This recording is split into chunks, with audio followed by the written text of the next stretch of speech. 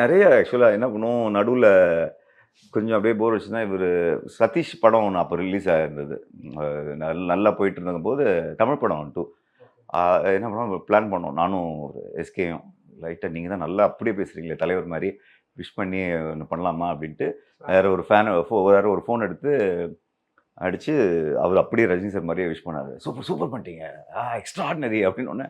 சதீஷ்க்கு ரொம்ப சந்தோஷமாகி அவன் பயங்கர எக்ஸைட்மெண்ட் ஆகி கொஞ்ச நேரம் கழிச்சு அது ஆக்சுவலாக சோஷியல் மீடியாவில் போடுற அளவுக்கு போய் அதுக்கப்புறம் ஸ்டாப் பண்ணிட்டோம். இல்லைப்பா நாங்கள் தான் பண்ணோம் அப்படின்னு. மிமிக்ரி பண்ணணும்னு ஆரம்பிப்போம். இன்னைக்கு ஃபுல்லாக நீ அஜித் சார் மாதிரி தான் பேசணும் அப்படின்ட்டு.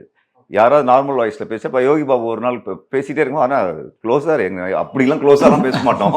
மிமிக்ரி இருந்தாலும் அப்படியே பேசிகிட்டு இருப்போம். மறந்துட்டு நார்மலாக பேசிட்டோம்னா அன்றைக்கி ஃபுல்லாக அவங்களுக்கு அசிஸ்டண்ட்டு. ஓகே. இப்போ நான் மிஸ் பண்ணிட்டேன் அப்படின்னா பெனால்ட்டி அப்போ இது எடுத்துருவா, எனக்கு காஃபி கொடு, இது எடு, அந்த மாதிரிலாம் டைம் பாஸ் பண்ணிக்குவோம்.